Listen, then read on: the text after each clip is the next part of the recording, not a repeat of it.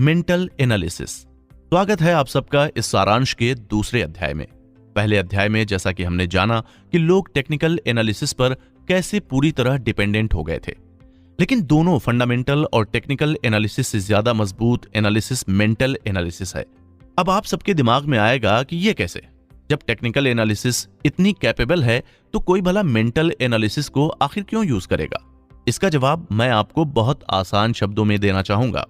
आप अपने आप से पूछिए कि आखिर आप ये बुक समरी क्यों सुन रहे हैं। अगर आप ट्रेडिंग करना चाहते हैं तो आप इस बुक की मदद के बिना भी कर सकते थे, और हो सकता है कि आपने करी भी हो या कर रहे हो, लेकिन क्या आपको वो रिजल्ट मिल रहा है जिसकी तलाश में आप ट्रेडिंग में आए थे? अगर इस सब का जवाब ना है तो आपको अपने सवाल का उत्तर मिल गया होगा कि टेक्नोलॉजी आपको स्टैटिस्टिक्स या डेटा दे सकती है, लेकिन यह आपकी अपनी सोच पर है कि आप किस जगह अपना पैसा लगाएंगे। मान लीजिए कि आपने अंधा विश्वास करके टेक्निकल एनालिसिस का इस्तेमाल करते हुए अपना पैसा लगा दिया, लेकिन आपको उस इन्वेस्टमेंट से ज्यादा प्रॉफिट नहीं हुआ, क्योंकि आपको तो प्राइस चार्ट देखकर ही लगा कि मार्केट ऊपर जा रही है, लेकिन असल में किसी वजह से मार्केट डूब गई। इसका सबसे बड़ा एग्जाम्पल वर्तमान में रूस और यूक्रेन का वॉर है, जिसकी वजह से शेयर मार्केट एकदम से बैठ गई। जितने अनुमान लगाए गए थे उसमें से ज्यादातर अनुमान आज की तारीख में गलत साबित हो रहे हैं। ऐसी ही स्थिति को ध्यान में रखते हुए मेंटल एनालिसिस डेवलप हुई थी। अब शेयर मार्केट की दुनिया में दो टाइप के ट्रेडर्स उतर गए हैं, एक जो लगातार जीत हासिल करते हैं और दूसरे वो जो कभी जीतते हैं तो कभी पूरी तरह से हार जाते हैं।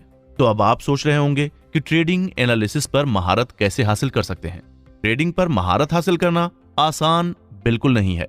टेक्निकल एनालिसिस आपको चार्ट दिखा सकता है, लेकिन ये नहीं बता सकता कि उस समय तक सर्कमस्टांसेस क्या होंगी। इसको ट्रेडिंग की भाषा में साइकोलॉजिकल गैप कहते हैं। बहुत से लोग और जो एक बड़ा ट्रेडिंग का ग्रुप है वो सिर्फ ग्राफ देखकर ट्रेडिंग करते हैं, वहीं जो बड़े और सफल ट्रेडर्स होते हैं वो ग्राफ के साथ साथ सर्कमस्टांसेस और रिस्क को देखते हुए अपना पैसा लगाते हैं। साथ ही ऐसा भी नहीं है कि ट्रेडिंग की दुनिया में सफल होने के लिए आपके पास कोई बड़ी डिग्री होनी चाहिए या इसे कोई बड़ा बिजनेसमैन ही कर सकता है। ट्रेडिंग की दुनिया में ऐसी बहुत सी कंपनियां हैं जिसमें कम पढ़ाकू लोगों ने भी ट्रेडिंग मास्टर कर ली है। साथ ही ऐसी भी बहुत सी कंपनियां हैं जहां बड़े बड़े डॉक्टर, लॉयर और बिजनेसमैन ने अपना पूरा पैसा ट्रेडिंग में लुटा दिया है। बड़े और सफल ट्रेडर्स कुछ तंत्र या मंत्र का इस्तेमाल नहीं करते हैं, बस वो सिर्फ बाकी ट्रेडर्स से अलग सोचते हैं। वो बहुत से लोगों की तरह भेड़ चाल में नहीं चलते हैं। भेड़ चाल का सबसे अच्छा उदाहरण डॉगी कॉइन है, जिसमें लोगों ने टेस्ला कंपनी के सीईओ एलन मस्क के एक ट्वीट को देखकर सबने अपना पैसा उस क्रिप्टो करेंसी पर लगा दिया था। अगर आप भी इस तरह के ट्रेडर्स में से हैं तो आपको ये आदत छोड़नी होगी। विनर्स कभी भी भेड़ चाल में नहीं चलते, वो अपने रास्ते और मंजिल खुद बनाते हैं और चुनते हैं। उनका माइंडसेट और स्किल सेट दोनों ही काम करते वक्त साथ में चल रहा होता है। वो उस समय ट्रेडिंग के अलावा कुछ नहीं सोच रहे होते। कहने का मतलब यह है कि वो लोग खाली बैठे मन में ख्याली पुलाव नहीं बना रहे होते हैं।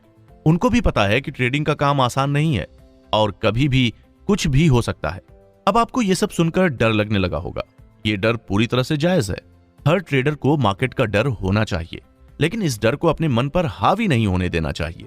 मार्केट का यह नियम है कि अगर आप डर डर के फैसला लेंगे तो आप अपनी जिंदगी में कभी सही फैसले नहीं ले पाएंगे, या अगर लेंगे भी तो वो फैसले आपको मुनाफा नहीं दे पाएंगे। इसलिए आपको सब सोच समझ के करना होगा और सबसे पहले ट्रेडिंग को लेकर अपने एटीट्यूड में बदलाव लाना होगा। एक सफल ट्रेडर पैदा नहीं होता, उसे बनना पड़ता है। जैसे मिट्टी के बर्तन को आकार दिया जाता है, वैसे ही एक सफल ट्रेडर को भी आकार देना होता है। यह पुस्तक सारांश आपकी इसी काम में सहायता करेगी। इसके अगले अध्याय में हम जानेंगे कि ऐसी कौन सी चीज है जो एक ट्रेडर या इंसान को मार्केट में इन्वेस्ट करने के लिए इनकरेज करती है।